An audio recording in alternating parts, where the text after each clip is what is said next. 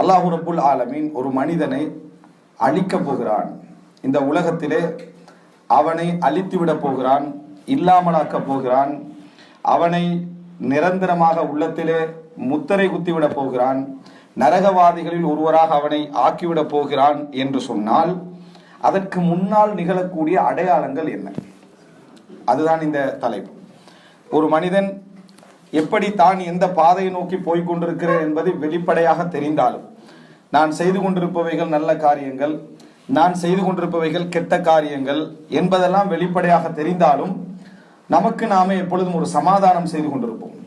இந்த சமாதானத்தின் காரணமாக நாம் எந்த பாதையில் செல்கிறோம் என்பது தெரியாமல் இருக்கும். நமக்கு நாமே சமாதானம் செய்து கொண்டிருப்போம் என்றால் மற்றவர்களுக்கு நம்ம சமாதானம் செய்ய மாட்டோம். ஒரு சாதாரணமான ஒருத்தர் சிகரெட்டு குடிச்சிக்க நிற்கிறார் என்றால் அவரை நம்ம நரகவாதி மாதிரி தான் என்ன செய்வோம், ஒரு நிரந்தரமாக நரகத்துக்கு போயிடுவார் போல என்று அந்த ஒரு பார்வையில பார்ப்போம். நம்ம வட்டி எடுத்துக்கண்டு தொழுகையை விட்டுக்கொண்டு இருப்போம். நம்ம செய்திருக்கக்கூடிய பெற்றோர்களுக்கு செய்த நன்மையின் காரணமாக அல்லாஹ் நிச்சயமா நம்மளை என்ன செய்வான், சொர்க்கத்தில் நுழைப்பான். அவரை சிகரெட்டால நரகத்துக்கு போட்டுருவான். நம்மளே வட்டி எடுத்தால் அல்லாஹ் என்ன செய்வான், சொர்க்கத்துக்கு நுழைப்பான். இந்த சமாதானம் மனிதனிடத்துல இருக்குது. எப்பொழுதுமே அவனுக்கு தெரியாமலே அவன் பாவங்களை, அதனுடைய வீரியங்களை தெரிந்திருந்தாலும் கூட தன்னை தானே சமாதானம் செய்து கொள்கின்ற, நான் அப்படிப்பட்டவன் அல்ல, நிச்சயமா அல்லாஹ்வுடைய ஒரு கருணை இருக்கும் என்பது போன்ற சில நிகழ்வுகளை அவன் வைத்துக் கொள்வான். அதுல அவன் செய்யக்கூடிய சில நன்மைகள், அவன் செய்யக்கூடிய சில தர்மங்கள் ஒரு அடையாளமாக இருக்கும். இது தவறான முடிவு நான் சொல்ல வரல. ஆனால் நீங்க அப்படி நினைக்கக்கூடியது சரியா பிழையா என்பதை நீங்கள் அளவுகோலாக வைத்துக்கொள்ள ஒரு சில விஷயங்கள், இப்படி ஒரு சில விஷயம் இந்த தனது நன்மைகளின் காரணமாக அந்த மாதிரியான ஒரு நிலையில் அவன் என்ன செய்வான், இருப்பான். இன்னொன்று என்ன அப்படி என்று சொன்னால், துவா செய்வார்கள். மனிதர்கள் எல்லோரும் துவா செய்யக்கூடியவர்கள். நல்லவர்களும் துவா செய்வார்கள், கெட்டவர்களும் துவா செய்வார்கள். இந்த துவாக்கள் கபூலாகிற நேரத்திலேயும் இவர் என்ன நினைப்பாருன்னா, நான் என்னதான் இந்த விபச்சாரத்தில் ஈடுபட்டிருந்தாலும் சரி, இவ்வளவு களவு செய்திருந்தாலும் சரி, இப்படி கம்பெனியில மோசடி செய்திருந்தாலும் சரி, ஏமாற்றி இருந்தாலும் சரி, அல்லாஹ் என் துவாவை கபூல் செய்யறான்னு சொன்னா நான் என் தாயையும் தந்தையும் பார்ப்பதுதான் காரணம். அந்த ஏழைக்கு நான் ஒரு 10 ரூபா கொடுத்ததுதான் என்னது காரணம். அல்லாஹ் என் துவாவை கபூல் செய்யறான். இந்த கபூல் செய்யற விஷயம் இந்த மக்களுக்கு தெரியாது. ஏன்னா பாவம் மட்டும்தான் என்ன இந்த மக்களுக்கு தெரியும். இது ஒரு சமாதானம். மனிதன் தனக்கு தானே செய்து கொள்கின்ற சில சமாதானங்கள் என்று உண்டு. இந்த சமாதானங்களின் காரணமாக உள்ளத்திலே அவன் தன்னை சமாளித்துக் கொள்கின்ற அந்த நிலையின் காரணமாக அவனது அந்த அடையாளங்கள் கூட அவனை முடிவெடுக்க முடியாம ஆக்கிடும். நான் கெட்டது செய்வதனாலும் நல்லவன் என்று நினைப்பான், நல்லது செய்தா அதை விட சகாபாக்கள் எல்லாமே நினைச்சு கொள்வான். இப்படித்தான் இயல்பான ஒரு நிலை இருக்கும். சில பொழுதுகள்ல மூணாவது ஒரு அடையாளத்தை பாருங்க, சமாதானம் என்னென்றால் அவனே அவனது குற்றத்தை பிரஸ்தாபித்து பேசுவான். என்ன இருந்தாலும் நமது செயல்பாடுகளை பார்க்கிற நேரத்துல நம்ம நிச்சயமா நரகம்தான். அல்லாஹ் தாலா ஒரு நாள் நம்மளை என்ன செய்ய மாட்டான், மன்னிக்க மாட்டான். அவ்வளவு பாவங்களை நம்ம செஞ்சுக்கிறோம் அப்படின்னு அவனே சொல்லுவான். சொன்னா இத அவன் தனிமையில ஆகிற நேரத்துல மறுபடியும் ஒரு சமாதானம் செய்வான். நீ நரகத்துக்கு போற செயல் செய்கிறாய் என்பதையே நீ பேசிக்கொள்றாய்னா நீ இஹ்லாஸ்ல எவ்வளவு நல்லவன். அப்பவே அவன் சொர்க்கவாதி தான். அப்பவும் என்னவரு சொர்க்கவாதி தான். இப்ப ஏன் அப்ப பகிரங்கமா தவறு ஏத்துக்கின்றாருன்னா 2 பேருக்கு முன்னால ஏத்துக்கொள்வார். தனியை ஏத்துக்கல இல்ல, தவறால தனியை யோசிப்பாரு, சமாதானம் செஞ்சு கொள்வார். ஆனா நபர்களுக்கு முன்னால் அப்படி செய்ய முடியாது. இதை நம்பி சிலர் என்ன செஞ்சிடறாங்கன்னா, அதை நீங்க சரியா அடையாளம் காண. சிலர் என்ன செஞ்சிடா, அவர் தவற சொல்ற டைம்ல இவரும் சேர்ந்து அவரை தவற சொன்னா டென்ஷன் ஆயிடுவார். உதாரணமா என்னது, நான் ரொம்ப கோபக்காரனா இருக்கிறேன், அல்லாஹ் தஆலா இதன் மூலமே எனக்கு நரகத்துக்கு அனுப்பிடுவான் போல இருக்கேன்னு அவரா சொல்லுவார். இப்ப கேட்கிறவர் என்ன செய்யணும், பேசாம இருந்துடணும். இவரும் சேர்ந்து அதை உங்களே பார்த்திருக்கிறேன், 10 இடத்துல கோவப்பட்டிக்கிறேன்னு சொன்னா அந்த கோவத்தை நான் சொல்ல வரதில்லை, அதுல எல்லாம் மாஷால நான் சரியா தயாரிக்கிறேன், பொறுமை அப்படின்னு டக்குன்னு யூட்டர்ன் பண்ணிடுவாங்க. காரணம் அவர் பேசியது சமாதானம் செய்யத்தான். அவரால் அப்படி சொன்ன உடனேயே இன்னும் ஏதா இருந்தா என்ன செய்ய எனக்கு சொல்லித்தாங்க, நான் இன்னும் மாற்றிக்கொள்கிறேன் என்று சொல்ல முடியாது.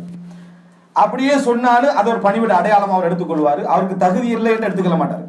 பாவத்தை ஏற்றுக்கொள்வதையும் பணிவிட அடையாளமா தான் எடுத்துக்கொள்வாங்களே தவிர நீ ஏத்துத்தான் ஆகணும் உனக்கு விதி அப்படின்றது ஏற்றுக்கொள்ள மாட்டாங்க. இதெல்லாம் மனிதன் தன்னை தானே சமாதானம் செய்து கொள்கிறான்.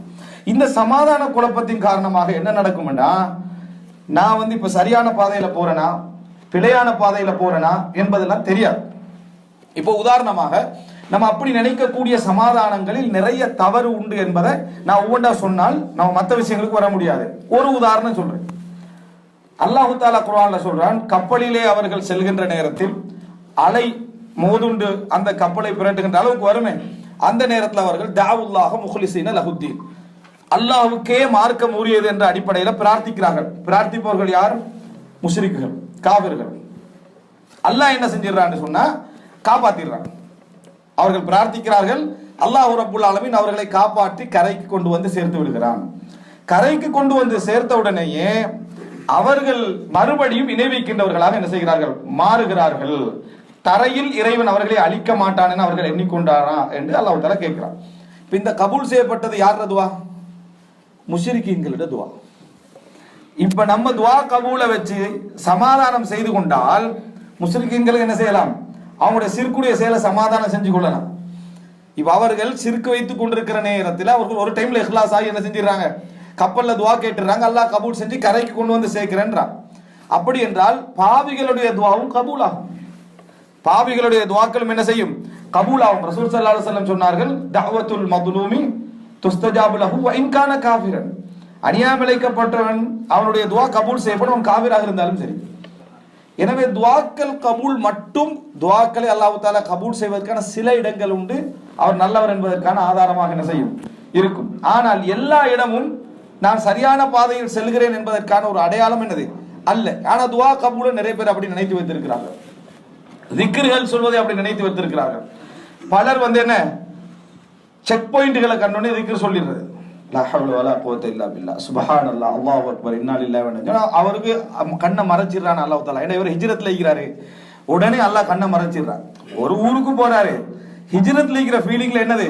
நான் லா இலாஹ இல்லல்லாஹ் சொன்னேன், அப்படியே செக் பாயிண்ட்ல கண் மறைஞ்சிட்டு, நான் எத்தனை இடத்துல இந்த திக்ரை சொல்லிக்கிறேன், எனக்கு அது மறைஞ்சிட்டு அப்படின்னு சொல்றான். சொல்கின்றவர்கள் இருக்கிறாரா இல்லையா? இது என்ன சொல்லுது?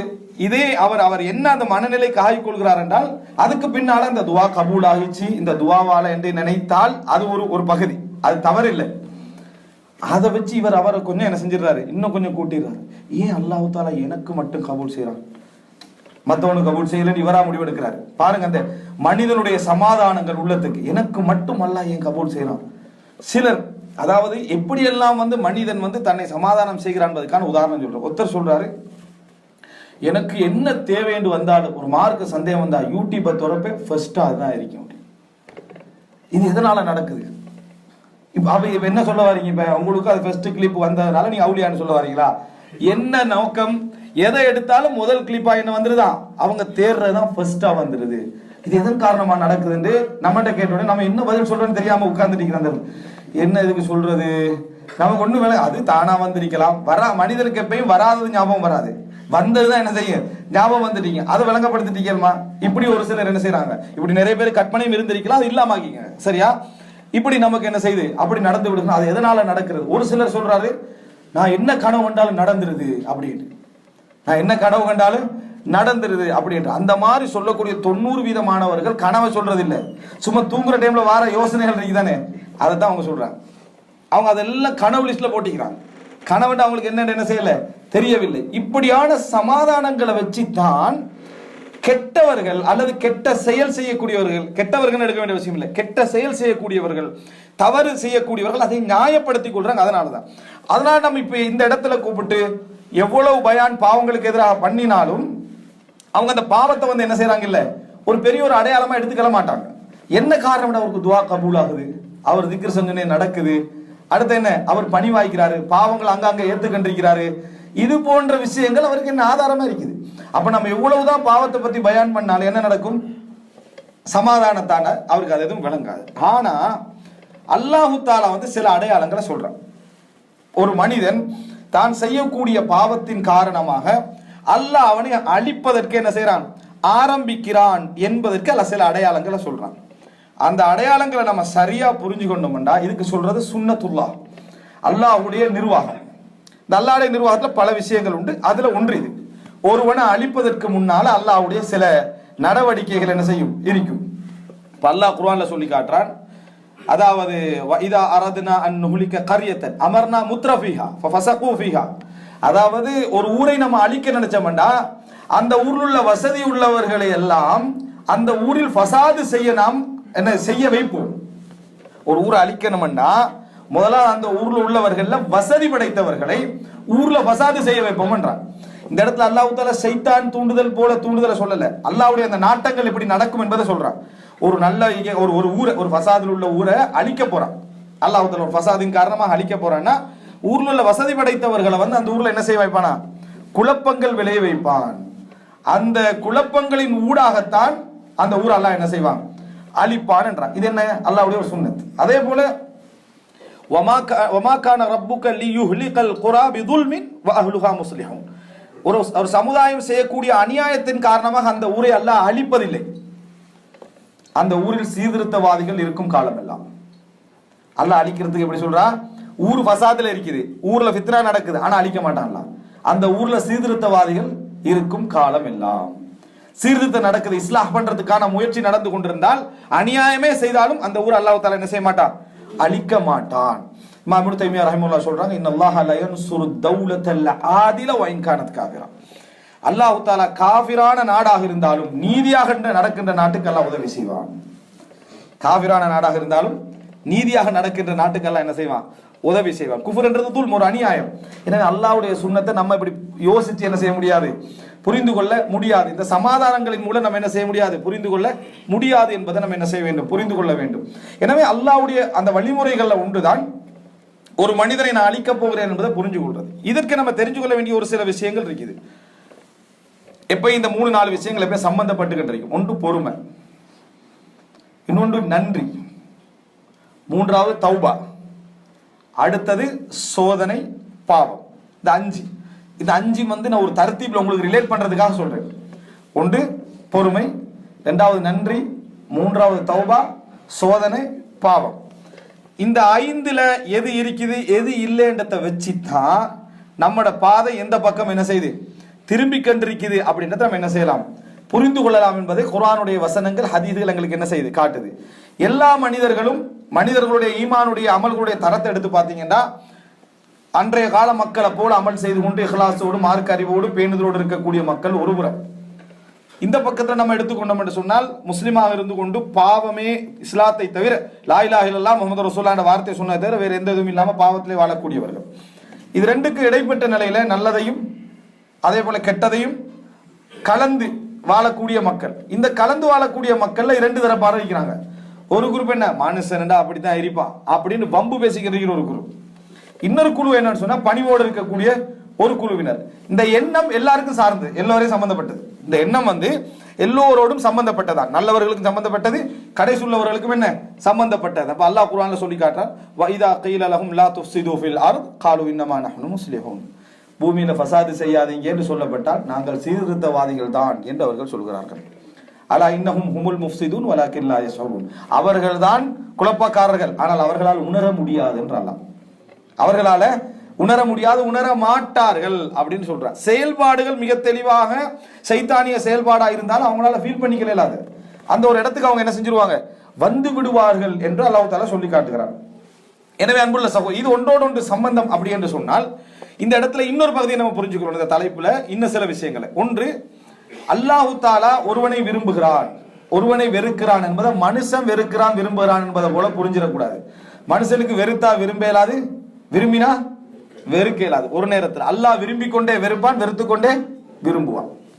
இது முதலாவது அக்கீதாவுடைய முக்கியமான பகுதி. ஒரு மனிதன் அல்லாஹ் தஆலா அவர் அல்லாஹ் வெறுக்கிறான் அப்படின்னு நம்ம சொல்ல முடியாது. விரும்பிக் கொண்டே அல்லாஹ் என்ன செய்வான், வெறுப்பான். அதே போல என்ன, மொத்தமாகவும் வெறுப்பான், விரும்பிக் கொண்டும் அல்லாஹ் தஆலா என்ன செய்வான், வெறுப்பான். நமக்கு அந்த கற்பனையில் அல்லாஹ் வெறுப்பான் எப்படி விளங்கி வச்சுக்கிறோம்னா, அல்லாஹ் வெறுத்துட்டா இனி அவ்வளவுதான் அப்படி என்றல்ல. விரும்பிக் கொண்டு அல்லாஹ் தஆலா வெறுப்பான், வெறுத்து கொண்டே அல்லாஹ் என்ன செய்வான், விரும்புவான். நல்ல செயலுக்கு விரும்புவான், கெட்ட செயலுக்கு என்ன செய்வான், அல்லாஹ் தஆலா வெறுப்பான். ஒரே நேரத்தில் அல்லாஹ்வுடைய மஹப்பத்தும் புகுதும் ஒரு மனிதன்ல என்ன செய்யலாம், சேரலாம். அல்லாஹ் தஆலா அவனை விரும்பிக் கொண்டு வெறுக்கலாம். இறை ரப்புல் ஆலமீன் ரப்புல் ஆலமீனுடைய சிஃபத்துக்கள் அவனுடைய தகுதிக்கு ஏற்ப நம்ம என்ன செய்யணும், புரிந்து கொள்ள வேண்டும். இது மாதிரி தான் அல்லாஹ் ரப்புல் ஆலமீன் இந்த அடிப்படையை நம்ம என்ன செய்யணும், தெரிஞ்சுக்கலாம். அல்லாஹ் தஆலா நம்ம இப்ப பேசுற டைம்ல சந்தர்ப்பத்துல நம்ம இவர் அல்லாஹ் தஆலா வெறுக்கிறான், இவரை விரும்புகிறான் நம்ம யாரையும் சொல்ல முடியாது. அல்லாஹ் தஆலா யாரை வெறுக்கிறான்னு சொன்னாலும் அவங்கள தான் அல்லாஹ் வெறுக்கிறான் முழுமையாக. யாரை விரும்புறேன்னு சொன்னாலும் அவங்கள தான் அல்லாஹ் விரும்புறான். மற்ற எல்லோரையும் வெறுக்கவும் முடியும், விரும்பவும் முடியும், விரும்பிக் கொண்டே என்ன செய்யலாம், அல்லாஹ் தஆலா வெறுக்கவும் முடியும் என்ற அடிப்படையை நம்ம என்ன செய்யணும், தெரிந்து கொள்ள வேண்டும். அப்பதான் நமக்கு சிந்திக்கிற விஷயங்கள் என்ன செய்யும், சரியாக அமையும்.